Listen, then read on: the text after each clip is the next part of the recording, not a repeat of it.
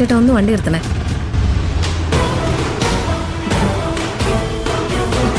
ഒരു മിനിറ്റ്. ഇവക്ക് അന്ന് കിട്ടിയതൊന്നും പോരാന്ന് തോന്നുന്നു. എന്റെ പ്രണവിനെ വളച്ചെടുക്കാൻ നോക്കിയോളെ ഇവിടെ നിന്റെ വീണ്ടും വാങ്ങിക്കും. ഒന്ന് വെയിറ്റ് ചെയ്യണേ. അയ്യോ, അങ്ങനെയൊന്നും കാണിക്കാൻ പാടില്ല. ഞാൻ വയലന്റ് ആയ ഇവൾ അപ്പം തന്നെ അത് നിധിയോട് പറഞ്ഞു കൊടുക്കും. ഞാനിപ്പോ ഡീസന്റ് ആണല്ലോ. ഇതെങ്ങോട്ട് നടന്നു പോവാ? എനിക്കൊരു സുഹൃത്തിനെ കാണണമായിരുന്നു. ഇവിടുത്തെ കുറച്ചു ദൂരേ ഉള്ളൂ. അപ്പൊ നടന്നു പോവാന്ന് കരുതി. ഇതൊന്നും അറിയാതെ പറ്റിപ്പോയതാ. ഐശ്വര്യ എന്നോട് ക്ഷമിക്കണം.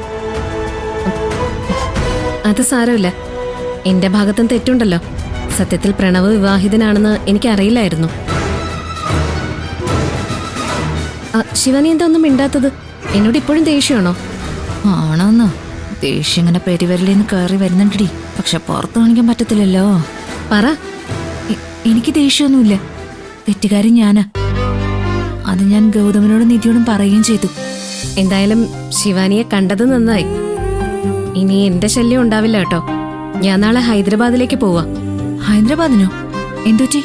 നിങ്ങൾക്കിടയിൽ ഞാനൊരു ശല്യം ആവണ്ടെന്ന് കരുതി. അപ്പൊ നിന്റെ തലമണ്ടക്കിട്ട് ഞാനന്ന് തന്നത് ഫലം ചെയ്തു.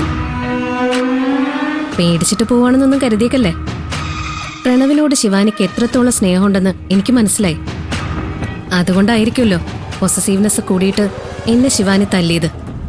അങ്ങനെ നോക്കുമ്പോ പ്രണവിന് ശിവാനിക്ക് കിട്ടിയേ പറ്റൂ. നാളെ തന്നെ ഞാൻ പോവും. എന്തായാലും നിങ്ങൾ ഇനിയും ഒന്നിക്കണം. സന്തോഷത്തോടെയും സ്നേഹത്തോടെയും ഒരുമിച്ച് ജീവിക്കണം. എന്റെ പ്രാർത്ഥനയും അതിനുണ്ടാവും. Thank you. കുറച്ച് ഡ്രസ്സ് വാങ്ങിക്കാനുണ്ട്. ഞാൻ പൊയ്ക്കോട്ടെ? പിന്നെന്താ, പൊയ്ക്കോ.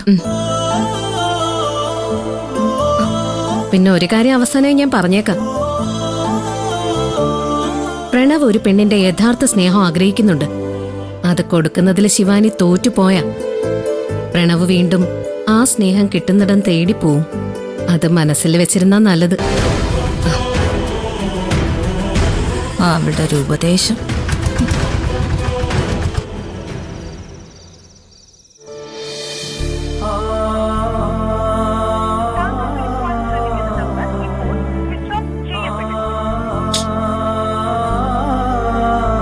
ആശുപത്രി കൊണ്ടുപോകാനും ഞാൻ കൂടെ ചെന്നില്ല. പിന്നീടൊന്ന് കാണാനും പോയില്ല. ഐശ്വര്യ അതിന്റെ പിണക്കത്തിലായിരിക്കൂ. പിണക്കുമായിരുന്നെങ്കിൽ ഫോൺ കട്ട് ചെയ്ത് കളഞ്ഞാ പോരെ? സ്വിച്ച് ഓഫ് ചെയ്ത് വെക്കണോ?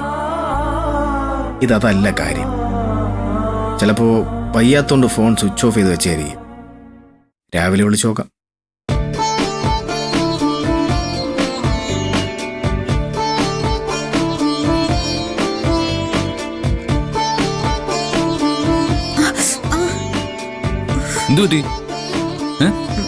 കൈയൊന്ന് വേദനിച്ചു. എന്റെ പൊന്നോ, വയ്യായികം വെച്ചോണ്ട് നിനക്കൊന്ന് അടങ്ങിയിരിക്കാവോടെ. ഇതൊരു ചെറിയ മുറിവല്ലേ ഗൗതം? അതിനെ ഇങ്ങനെ ബിൽഡപ്പ് ചെയ്ത് എന്നെ ഒരു കിടപ്പ് രോഗിയാക്കല്ലേ. ചെറിയ മുറിവായിട്ടാണോ ഒരു ലാപ്ടോപ്പ് എടുത്തപ്പോ തന്നെ കൈ വേദനിച്ചത്? ആ അതെ, മാക്കല്ലാതെ പിടിച്ചോണ്ട് പറ്റിയതാ. വേറെ കുഴപ്പമൊന്നുമില്ല. ഗൗതം വേഗം റെഡിയായിട്ട് ഇറങ്ങാൻ നോക്ക്. അല്ല, നിന്റെ അനിയന്റെ വിശേഷങ്ങളൊന്നും കേൾക്കുന്നില്ലല്ലോ. എന്ത് പറ്റി? ആരുടെ? നിഖിലിന്റെ ആണോ? നിഖിൽ മാത്രമാണോ നിന്റെ അനിയൻ? ഞാൻ പറഞ്ഞത് പ്രണവിന്റെ കാര്യം. ഐശ്വര്യ വിളിച്ചിട്ട് കിട്ടാത്തതിന്റെ പ്രതികരണം വല്ലതും അറിഞ്ഞോന്ന് ചോദിക്കായിരുന്നു. അവൻ എന്നോടൊന്നും പറഞ്ഞില്ല ഇതുവരെ. സാധാരണ ഒരു വട്ടം വിളിച്ചാ കിട്ടിയില്ലെങ്കിൽ അപ്പൊ തന്നെ എന്റെ അടുത്ത് ഓടി വരുന്നവനാ. ഇതിപ്പോ എന്ത് പറ്റിയെന്നറിയില്ല. നീ ഒരു ഉടായ്പിൽ പോയി കാര്യങ്ങളൊന്നും അറിഞ്ഞിട്ട് വാ. എന്താ അവന്റെ നിലപാടെന്ന് അറിയാലോ.